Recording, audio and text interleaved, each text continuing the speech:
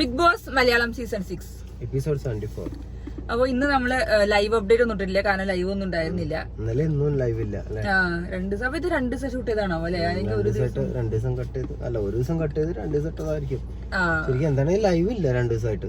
അതുകൊണ്ട് തന്നെ ആർക്കും ബിഗ് ബോസ് സംബന്ധിച്ചായിരിക്കും. പിന്നെ അതേപോലെ പ്രൊമോ വന്നു. പ്രൊമോ നമുക്ക് ഓൾറെഡി പ്രഡിക്റ്റഡ് ആണ്. അതായത് ഫാമിലി വീക്കിനെ കുറിച്ച് ചോദിക്കും. പിന്നെ റസ്മിന്റെ എവിക്ഷൻ ആണ് നമുക്ക് അറിയണത്. അപ്പൊ പിന്നെ കാര്യമായിട്ട് പ്രൊമോ ഒന്നും പറയില്ലാത്തതുകൊണ്ടാണ് പിന്നെ ഞാൻ ലൈവ് അപ്ഡേറ്റ് ഒന്നും പറയുന്നത്. ഒരു സൂചന കിട്ടിയിട്ടില്ലെങ്കിൽ നമുക്കറിയാം എന്താ തന്നെയാവും സംഭവം. ഇത്രയല്ലേ സംഭവിച്ചിട്ടുള്ളൂ. പിന്നെ കാര്യമായിട്ട് അതുകൊണ്ട് ഒന്നും പറയില്ലാത്തോണ്ട് പിന്നെ ഞങ്ങൾ ഇന്ന് ലൈവ് അപ്ഡേറ്റ് ഒഴിവാക്കി. അപ്പൊ നമ്മൾ ഇന്ന് എപ്പിസോഡിന്റെ റിവ്യൂ ആണ് പറയാൻ പോണത്. എപ്പിസോഡിന്റെ റിവ്യൂ പറയുന്നതിന് മുന്നേ ഇന്ന് ലാലേട്ടന്റെ കളറിന് അടിപൊളി ലുക്ക് ആയിരുന്നു. അയ്യോ, ആ ഷർട്ടിന്റെ കളറിന്റെ കളറാണ് ഭയങ്കര ഇഷ്ടമായിട്ടത്. ആ ഒരു നീല കളർ, അത് ഭയങ്കര നല്ല രസമുള്ള ഒരു കളറാണ്. എനിക്കുണ്ടൊരു നീല ഷർട്ട് ഇടുമ്പോ ഇങ്ങനെ ലുക്ക് വരാറില്ലല്ലോ. അത് ലാലേട്ടൻ, ഇത് ജിത്തു, ഇത് എന്താ ലാലേട്ടാ. എന്തൊരു ഭയങ്കര എന്നെ കണ്ട ആ നീല കളറും അതിന്റെ ഉള്ളിലെ വെള്ള കളർ, ആ നീലയും വെള്ളയും നല്ല കോമ്പോ ഉള്ളു. വെള്ള ഉള്ളിൽ ബനിയനും ആ നീല ഡ്രസ്സ് നല്ല സൂപ്പർ ആയിരുന്നു. നല്ല ഡ്രസ്സായിരുന്നു. നീല കുറുക്കനായി ലാലേട്ടൻ വന്നു. അവമാനിക്കണം. അപ്പൊ ഇന്ന് നമുക്ക് ഞാൻ ഫസ്റ്റ് ശ്രദ്ധിച്ചതാണ് ലാലേട്ടന്റെ ലുക്ക്. ആ പ്രൊമോ വന്നപ്പോൾ ഞാൻ അത് കണ്ടത്. നല്ല ലുക്ക് ആയിരുന്നു ശരിക്കും. കളറ്. അതെ. അപ്പൊ ഇന്ന് ലാലേട്ടൻ നേരെ വന്നിട്ട് നമ്മളെ ഫാമിലി ടാസ്കിനെ കുറിച്ചാണ് കൂടുതൽ ചോദിച്ചത്. ടാസ്ക് അല്ല, അത് റൗണ്ട്, ഫാമിലി റൗണ്ട്, എല്ലാവരും ഫാമിലി വന്നതിനെ കുറിച്ചൊക്കെ. അവരൊക്കെ എന്താണ് എനർജറ്റിക് ആയോ, അവർക്കൊക്കെ എത്രമാത്രം എനർജി കിട്ടി എന്നൊക്കെ അറിയാം. ലാലേട്ടൻ ഉദ്ദേശിക്കുന്നത് അതാവും, ഞങ്ങൾ ഇനി മുന്നോട്ട് ഗെയിം കളിക്കാൻ എനിക്ക് ഭയങ്കര അങ്ങനെ സത്യം പറഞ്ഞാൽ ആരും പറഞ്ഞിട്ടില്ല. ഇവര് വന്ന ഫുഡ് കൊടുത്തതിനെ കുറിച്ചും മറ്റൊക്കെയാണ് പറഞ്ഞത്. ഞങ്ങൾ ഭയങ്കര എനർജറ്റിക്, ഇനി ഞങ്ങൾ അടിച്ചു പൊളിച്ച് ഗെയിം കളിക്കുന്ന ആരും പറഞ്ഞു. അതെ, എല്ലാരും വന്നു. ആ കുറെ കാലം കാണാത്തോണ്ട് കണ്ടു, സംസാരിച്ചു, അത്ര ഉണ്ടായിട്ടുള്ളൂ. അല്ലാതെ കൂടുതൽ എനിക്കിത് പ്രചോദനം വന്നു. ഞാൻ ഇനി മുതൽ എങ്ങനെ കളിക്കും, അങ്ങനെ കളിക്കുന്ന ആള് പോലും പറഞ്ഞില്ല. വേണ്ടിയില്ലാതെ എല്ലാവരോടും മറ്റേ അഭിഷേകും സായിയും പറഞ്ഞത്. ഫാമിലി വീക്കേ വേണ്ട, ആൾക്കാരെ കൊണ്ടുവരുന്ന ഇതിലെല്ലാവരും സംസാരിച്ചത്. പിന്നെ അവരുടെ അച്ഛന്മാരുടെ വീഡിയോസ് ഒക്കെ കാണിച്ചു. എല്ലാവരും അച്ഛന്മാരെ കുറിച്ച് പറഞ്ഞു. പിന്നെ അമ്മമാരെ കൊണ്ടുവന്നത് പറഞ്ഞു, അമ്മമാരെ കുറിച്ചുള്ള കാര്യങ്ങൾ പറഞ്ഞു. നല്ലൊരു ഇമോഷണൽ. ആദ്യം അച്ഛന്മാരെ അവിടെ വന്നിട്ട് എന്ത് കാണിച്ചു എന്നുള്ളത് കാണിച്ചു, പിന്നെ അമ്മമാര് വന്നിട്ട് എന്ത് കാണിച്ചു എന്നുള്ളത് പറഞ്ഞു. പിന്നെ അഭിഷേക് പറഞ്ഞത് ഭയങ്കര ഹാർട്ട് ടച്ചിങ് ആയിരുന്നു. എല്ലാവരും വന്നിട്ട് ചോറുരുള കൊടുത്തു, അടുത്തെത്തി സംസാരിച്ചു. അതെ, അഭിഷേക് ആണെങ്കിലും സായി ആണെങ്കിലും ഭയങ്കര ഇമോഷണലി അങ്ങനെയുള്ള ആളൊന്നല്ല. അഭിഷേക് അത് പറയുകയും ചെയ്തു. അതായത് ഞാൻ അങ്ങനെ ഇമോഷണൽ ആയിട്ടുള്ള ഒരാളൊന്നല്ല, എനിക്ക് ഇങ്ങനെ വന്നു എനിക്ക് അങ്ങനെ ആലോചിക്കാറില്ല, ചെയ്യാറൊന്നും ഇല്ല എന്ന് ഇതിൽ പറഞ്ഞു. ഓൾറെഡി അങ്ങനെ ഒരു അവിടെ സിജോയും സായിയാണ് കുറച്ചും കൂടെ കണക്റ്റഡ് ആയിട്ടുള്ളത്. പക്ഷെ ശരിക്കും ക്യാരക്ടർ വെച്ചിട്ട് നോക്കുമ്പോ സായിയും അല്ലെ അഭിഷേകും കൂടെ കണക്ഷൻ വരേണ്ടത്. ഇമോഷണലി ഒരു ഇതില്ലാത്തത്. അപ്പൊ അവർ രണ്ടുപേരും ശരിക്കും അങ്ങനത്തെ കേസുകൾ ശരിക്കും അങ്ങനെ വരും ഒരുമിച്ച്. അപ്പൊ പിന്നെ പ്രത്യേക ഇനം ആളുകള് എല്ലാവരും ഓരോ ടൈപ്പാണ് ആൾക്കാർ. അത് കഴിഞ്ഞിട്ട് അപ്പൊ അങ്ങനെ ഫാമിലി റൗണ്ട് കഴിഞ്ഞു. അത് കഴിഞ്ഞിട്ടാണ് നമ്മളെ ടിക്കറ്റ് പിന്നെ TTFിലേക്കുള്ള ബോണസ് പോയിന്റുകളിലേക്കുള്ള കുറച്ച് ചോദ്യങ്ങളൊക്കെ വന്നത്. കഴിഞ്ഞ ഗെയിമിനെ കുറിച്ചിട്ടൊക്കെ ചോദിച്ചത്. അങ്ങനെ ആദ്യം നമ്മളെ അതിനുള്ളിൽ മെയിൻ ആയിട്ടുള്ള പരാതി അവരാ സോപ്പും ഗെയിമിന്. അതാണ് ആദ്യത്തെ വന്നത്. അപ്പൊ ആദ്യത്തെ ഗെയിം സോപ്പ് വരച്ച് പതിപ്പിച്ച് കളയാന്നുള്ളതാണ്. എല്ലാരും വിചാരിച്ചു അവരട്ടിട്ട് കൊടയിൽ ലാലേട്ടൻ എന്ന് കാര്യമായിട്ടൊന്നും നടന്നില്ല. ലാലേട്ടൻ പറഞ്ഞു മാർഗമല്ല, അതെ ലക്ഷ്യമാണ്, മാർഗമല്ല. അത് ലാലേട്ടൻ നല്ല കൂളായിട്ട് പറഞ്ഞു. അതായത് എങ്ങനെ വേണമെങ്കിൽ ചെയ്യാം. പിന്നെ കഴിഞ്ഞു പോയില്ലേ, ഇനി അതിനെ കുറിച്ച് പറഞ്ഞിട്ട് എന്താ കാര്യം എന്നുള്ളത്. അപ്പൊ സോപ്പൊക്കെ വരച്ച് കളഞ്ഞ് കഷ്ണ കളയാനുള്ള. അപ്പൊ ജാസ്മിനെ കൊണ്ട് പറയുന്നുണ്ട് ഞാനത് കുറെ തപ്പി, എനിക്ക് കിട്ടാനില്ല. അത് നമ്മളെ എപ്പിസോഡിന്റെ സമയത്ത് പറഞ്ഞിട്ടുണ്ടായിരുന്നു. ലാലേട്ടൻ പറഞ്ഞു പിന്നെ ഒന്നും പറയാനില്ല, നിങ്ങൾ തപ്പി തെരഞ്ഞു നോക്കിയല്ലോ, എന്നിട്ട് നിങ്ങൾക്ക് ഒന്നും കിട്ടിയില്ല. അപ്പൊ അത് കഴിഞ്ഞു. ചിന്തോന്റെ കേസും അങ്ങനെ വിട്ടു. അല്ല, അത് കഴിഞ്ഞിട്ട് പിന്നെ മറ്റേ പാന്റ് ഇടുന്ന കാര്യം പറഞ്ഞു. പാന്റ് ഇട്ടിട്ട് പിന്നെ സിബിന്റെ അതിന്റെ ഉള്ളിൽ ഒരു ജീൻസിന്റെ ഒരു പാന്റ് ട്രൗസർ ഇട്ടു. അതും ഇട്ട് വരച്ച് സിബില് വരച്ച് വെച്ചിട്ട് കളഞ്ഞത്. പിന്നെ ഒരു കഷ്ണം ബാക്കി ഉണ്ടായിരുന്നു, അത് വെള്ളത്തിലിട്ട് എന്നൊക്കെ പറഞ്ഞിട്ടുണ്ട്. അപ്പൊ അങ്ങനെ ആർക്കോ ടീമിന് കണ്ടെത്താൻ കഴിഞ്ഞില്ല. ഒരു ജഡ്ജസിനും പുറത്തും വലിയ കുറെ ആളുകൾ കുറെ ഡയലോഗ് അടിച്ചിട്ടുണ്ടായിരുന്നു. ഗെയിമില് പോയിന്റ് നേടുക എന്നുള്ളതാണ്. പോയിന്റ് നേടി ഇതുവരെയുള്ള എല്ലാ കളി ഒരാൾ പോലും കള്ളക്കളി കളിച്ചിട്ടില്ല കേട്ടോ. ഒക്കെ നല്ല സത്യസന്ധരായിട്ടാണ് എല്ലാം കളിക്കുന്നത്. അത് കഴിഞ്ഞാണ് പിന്നെ അടുത്ത ടാസ്ക് വന്നത് നമ്മുടെ തലയണ മന്ത്രം, തലയണ ഉണ്ടാക്കുന്ന സംഭവം. അതിൽ ജിൻഡോനെ കുറച്ച് പൊരിക്കാൻ നോക്കി, പക്ഷെ അധികം ഒന്നും കാര്യമായിട്ടൊന്നും പറഞ്ഞില്ല. എല്ലാരും വിചാരിച്ചു ഈ കേസിലും ജിൻഡോനെ നല്ലോണം ലാലേട്ടൻ പൊരിക്കുന്നുള്ളത്. അതും ഒരു ഫണ്ണായിട്ടുള്ള രീതിയിൽ ലാലേട്ടൻ എടുത്തുള്ളൂ. അതെ, അതായത് ടണൽ ടീമിന് 9 തലന ഉണ്ടാക്കിയത് പറഞ്ഞപ്പോൾ ജിൻഡോനെ ഇഷ്ടപ്പെട്ടില്ല. എല്ലാവരും 4ഉം 5ഉം ഉണ്ടാക്കിയപ്പോ ഇതെന്താ 9 എന്ന് ആലോചിച്ചപ്പോ ഇവർ വിചാരിച്ചു ഒക്കെ കള്ളത്തരം എന്തോ ഉണ്ടെന്നുള്ളത്. എനിക്ക് തോന്നുന്നു ഒന്നാമത് ചിലപ്പോ ഇപ്പോൾ ഇങ്ങനത്തെ കാര്യങ്ങൾക്കൊന്നും ഫയർ ചെയ്യാതിരിക്കുന്നത് ചിലപ്പോൾ അവരെ ഗെയിം ഡൗൺ ആവണ്ടെന്നൊക്കെ വെച്ചിട്ടാവും. ഇനി മുന്നോട്ട് കുറച്ചും കൂടെ സാധനങ്ങൾ ഡാർക്ക് സാധനങ്ങൾ വരാൻ കിടക്കില്ല. അപ്പൊ അതുകൊണ്ട് ഇപ്പൊ തന്നെ ഡൗൺ ഇതാക്കണ്ടെന്ന് വിചാരിച്ചിട്ടുണ്ടാവും.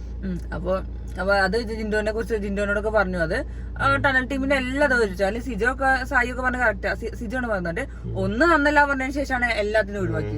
അത് ജഡ്ജ്മെന്റ് അതിനെ കുറിച്ച് നല്ല പരാതി. ജഡ്ജ്മെന്റ് വളരെ മോശമായിരുന്നു എന്ന് പറഞ്ഞു. അത് മോഹൻലാലിനും മനസ്സിലായി, ലാലേട്ടനും മനസ്സിലായി. അത് ജഡ്ജ്മെന്റ് ഒന്നും കറക്റ്റ് ആയിരുന്നില്ല എന്നുള്ളത് അതിനെ കുറിച്ച് കുറെ ചോദിക്കുകയും ചെയ്തു. പിന്നെ അപ്പൊ ഇതിപ്പോ അതിന്റെ ഇടയ്ക്ക് നോറ പറഞ്ഞു. നോറ 3 ഉണ്ടാക്കി, 3 അല്ലെങ്കിൽ സായി അത് സമ്മതിച്ചില്ല, അതിന്റെ ഗെയിം ആയിരുന്നു എന്ന് പിന്നെ വന്ന് പറഞ്ഞു എന്ന് പറഞ്ഞു. വേണമെങ്കിൽ അത് 3 എടുക്കായിരുന്നു, പക്ഷെ ഞാൻ 2 എടുത്ത് മാത്രമേ എടുത്തുള്ളൂ, വേണമെങ്കിൽ എടുക്കായിരുന്നു, അതെന്റെ ഗെയിം ആണെന്ന് പറഞ്ഞു. അപ്പൊ അതൊക്കെ ഗെയിം സ്പിരിറ്റിൽ എടുക്കേണ്ട സാധനങ്ങളാണ്. അത് എന്തൊക്കെയാന്നുള്ളത്. അപ്പൊ അത് അവിടെ ഭയങ്കര നോറ പരാതിപ്പെട്ടി അങ്ങോട്ട് അയച്ചിട്ടുണ്ടായിരുന്നു. ലാലേട്ട പ്രാവശ്യം വല്ലാതെ പരാതിപ്പെട്ടി തുറക്കാൻ സമ്മതിക്കില്ല. തുടർന്ന് വരുമ്പോഴേക്കും തന്നെ നോറനോട് ഗെയിമിനെ കുറിച്ച് ചോദിക്കുമ്പോ നോറ വന്ന അന്ന് മുതലുള്ള കഥയാണ് വീണ്ടും പറയണത്. അന്ന് ഡേ 1 മുതലേ ഞാൻ ഇങ്ങനെ സംഭവിച്ചു, ഇങ്ങനെ അനുഭവിച്ചു പറയാൻ സമ്മതിക്കില്ല. ലാലേട്ട എനിക്ക് പോയിട്ട് വേറെ പരിപാടി ഉണ്ടാവുന്നുണ്ട്, ഞാൻ തീർത്തിട്ട് പോണം, എനിക്ക് വീട്ടിൽ പോയി കേക്ക് മുറിക്കാളൊക്കെ പറയുന്നത്.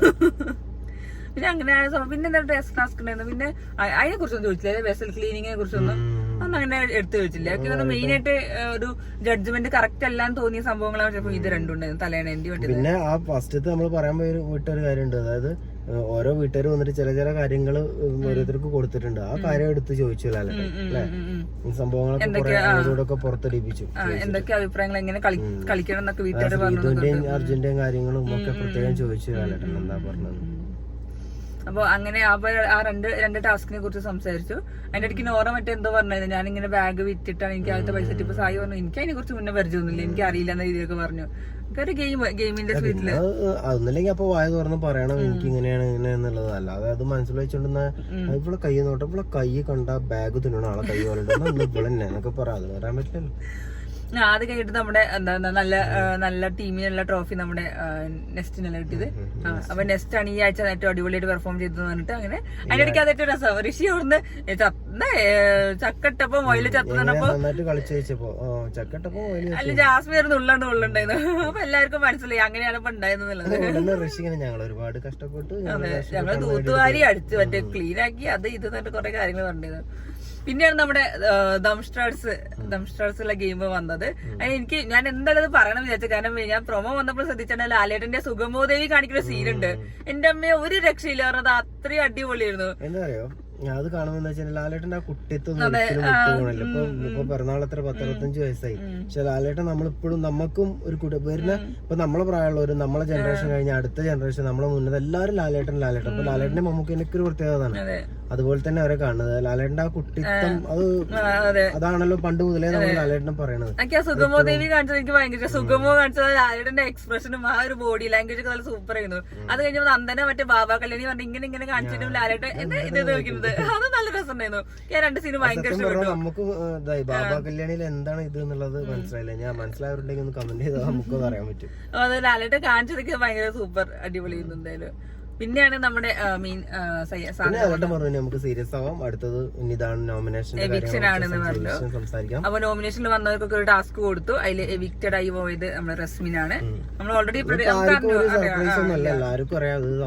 നമുക്കൊരു റൂമർ കേട്ടിരുന്നു അപ്സര ഔട്ടായി എന്നുള്ളത്. പക്ഷെ അപ്സര ഔട്ടായിട്ടില്ല. മേ ബി ഈ ആ ഒരു നോമിനേഷൻ കണ്ടിന്യൂ ചെയ്യുന്നുണ്ട് ശനിയാഴ്ച വരെ. അപ്പൊ ഇനി ആ സമയത്ത് നമുക്കറിയാം, ആർക്കും ചാൻസ് ആണ്. ഗെയിം കളിക്കാത്ത എല്ലാവർക്കും ഇങ്ങനെ കടികട്ടി സാധനങ്ങളാണ്. ഇതൊക്കെ വോട്ടിംഗ് നല്ല അടിപൊളിയിട്ട് പോണം.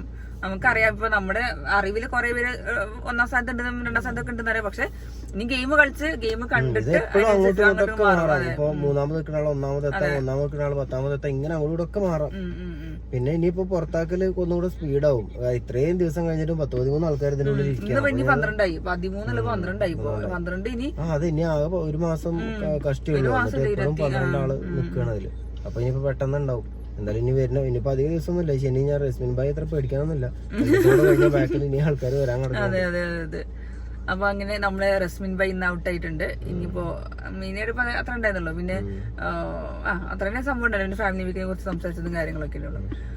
അപ്പൊ ഇന്നത്തെ എല്ലാ സത്യം മാറി ലാലേട്ടന്റെ അടുത്തേക്ക് ചെന്ന് പോണ കാര്യം പറഞ്ഞു. അപ്പൊ ഇന്നത്തെ എപ്പിസോഡ് ഇത്രേ ഉള്ളൂ. ഇനി നമുക്ക് നാളെ എന്തായാലും ലൈവ് ഉണ്ടാവില്ലേ? നാളെ ലൈവ് ഉണ്ടാവും. അപ്പൊ നാളത്തെ ലൈവ് കണ്ടിട്ട് നമുക്ക് കാര്യങ്ങളൊക്കെ ചെയ്യാൻ പറ്റും. സത്യം ഞാൻ പറയാൻ നിൽക്കുന്നത്, എനിക്ക് ലൈവ് ഇല്ലാത്തതുകൊണ്ട് എനിക്ക് 2 ദിവസം കറക്റ്റ് ആയിട്ട് വർക്ക് ചെയ്യാൻ പറ്റി. 2 ദിവസമായിട്ട് എല്ലാരും ഒന്ന് ഇതായി. ഇപ്പൊ നമ്മള് ഞാനൊക്കെ ഫുൾ ടൈം ഹെഡ്സെറ്റ് വെച്ചിട്ടാണ് എന്താ പറയണ അല്ലെങ്കിൽ ഇങ്ങനെ ആൾക്കാരെന്താ പറയണത് കേൾക്കാൻ വേണ്ടിട്ട്. ഇപ്പൊ 2 ദിവസമായിട്ട് ഒന്ന് ഫ്രീ ആണ്. സത്യം പറഞ്ഞത്. ബിഗ് ബോസ് ഇറങ്ങിയതിന് ശേഷം നമ്മളും ബിഗ് ബോസിന് ലീവ് എടുത്തത്. അതായത് ഞാനാണെങ്കിൽ എനിക്കാണെങ്കിൽ ജോലി ചെയ്യണം, ലൈവ് നോക്കണം, അത് ചെയ്യണം, ഇത് നോക്കണം, പിന്നെ എവിടേക്കോ നോക്കി ഇങ്ങനെ കണ്ടുപിടിക്കുമ്പോ ആ കൂടെ മൈൻഡ് പോവാണ്. അപ്പൊ ഇതൊരു 2 ദിവസം നല്ല സമാധാനം. നാളെ മുതൽ വീണ്ടും തുടങ്ങും. അപ്പൊ ഇതാണ് ഇന്നത്തെ എപ്പിസോഡിന്റെ. നാളെ ടെർബോ ഇറങ്ങുന്നുണ്ട്. എല്ലാരും ഫസ്റ്റ് ഷോനെ കാണാൻ പോണം. നല്ല സിനിമയാണ് എന്നാണ് പറഞ്ഞു കേൾക്കുന്നത്. ഞാനും ഫസ്റ്റ് ഷോ പറഞ്ഞു കേൾക്കുന്നത്. നാളെ ഇറങ്ങിയിട്ടില്ലല്ലോ. പിന്നെ ട്രെയിലർ കണ്ടിട്ട് സൂപ്പർ എന്ന് പറയില്ലേ. ട്രെയിലർ ഉണ്ട്. പിന്നെ ട്രെയിലർ ഉണ്ട്. ടെർബോ. അപ്പൊ ടെർബോ മമ്മൊക്കെ പൊളിക്കാൻ പോവാണ്. നമുക്ക് പല ഇത് പടത്തിന്റെ പ്രൊമോഷൻ അല്ല, ഇത് ബിഗ് ബോസ് റിവ്യൂ ആണ്. ബിഗ് ബോസിന്റെ കാര്യമാണ് ഞാൻ പറയുന്നത്. ബിഗ് ബോസിന്റെ പടം നാളെ ഇറങ്ങുന്നുണ്ട്. നാളെ മമ്മൂക്കന്റെ ടെർബോ എല്ലാരും മതി ഞാൻ കട്ട് ചെയ്യട്ടോ. അപ്പൊ നല്ല സിനിമകൾ വിജയിക്കട്ടെ, അത്രേ ഉള്ളൂ.